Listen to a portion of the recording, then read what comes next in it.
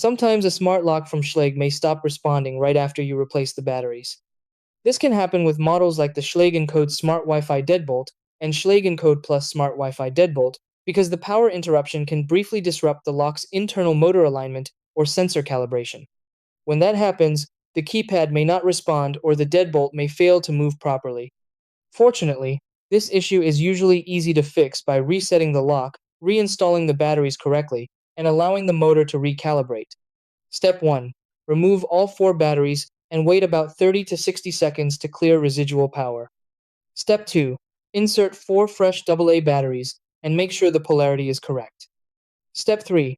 Press and hold the Schlage button for about 10 to 15 seconds to reset the lock. Step 4. Manually lock and unlock the deadbolt several times to help recalibrate the motor. Step 5. If the lock still doesn't work, reconnect it through the Schlage Home app or contact support.